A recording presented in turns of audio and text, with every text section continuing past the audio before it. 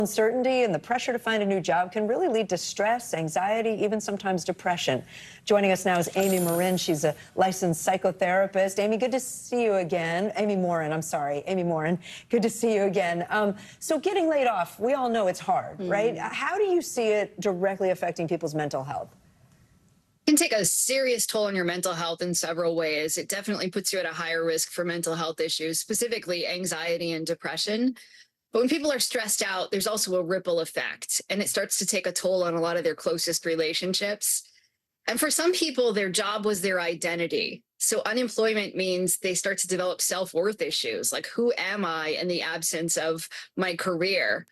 And we also know that high stress can lead to a lot of health issues too. People experience higher rates of physical health issues and illness when they're unemployed. You find yourself in that situation, you've been laid off. What steps do you recommend people take? It's really important to try to take care of yourself. I know it's hard to sleep, it's hard to eat, it's hard to function, but those things are so important because the last thing you want to do is let yourself get run down physically. And you also want to make sure that you're trying to connect with supportive people, whether you have friends or family, or you find a support group for people who have been laid off. Talking to people who understand is really important for your well-being.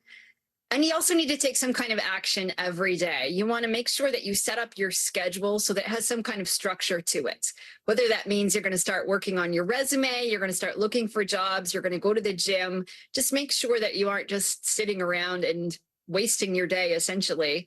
And if you're really struggling, don't be afraid to reach out and talk to a therapist to get some help too. Yeah, that's such an important point because it is so tempting. I've been there. Like, it's tempting to just sit around and not do anything. Yeah. So you feel a lot of different emotions when you lose a job. How can people process those feelings? And when you're ready to get back into the job market, how do you re-enter then the workforce? So it's so important to make sure you just give yourself permission to feel whatever you feel. Label your emotions, whether you're anxious or sad or embarrassed. All of those things are okay. And then just pay attention to those stories that you tell yourself. You don't want to make sure that you don't want to tell yourself it's all my fault or I'll never find a new job. Those stories will hold you back. And again, talking to people who understand is really important, and start thinking about what you want to do next so that when you do re-enter the workforce, you already have a plan in place, you're organized, and start creating that description of what you're going to say. So when you put that on your resume, how are you going to explain your unemployment? Or when you're at a job interview and they ask you, like, how come you haven't been working? How are you going to describe this period? Yeah.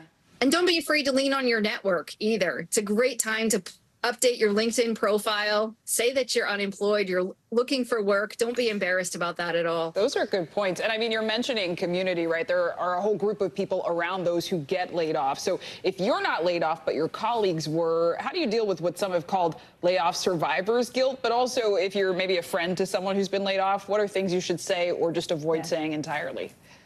Yeah, a lot of people feel guilty and they then don't know what to say or do. Reach out. If somebody has been laid off, reach out to them. Let them know that you're thinking about them. See what you could do to be supportive. The last thing you want to do is just ignore it. And then acknowledge your own feelings. Sometimes when people are in a company where there's been some layoffs, if they don't lose their job, they start to try to overcompensate. They think, I don't want to be next on the chopping block, so I'm going to work 3 times as hard. Then their stress levels go up, and it's really difficult to keep functioning at that level. So if you're struggling with all sorts of feelings, don't be afraid to talk to HR or go to your supervisor to discuss what's going on for you. Really helpful tips, especially as so many people are navigating this right now. Amy Morin, thank you so much. There is much more news ahead. So don't go anywhere. You're watching NBC News Daily.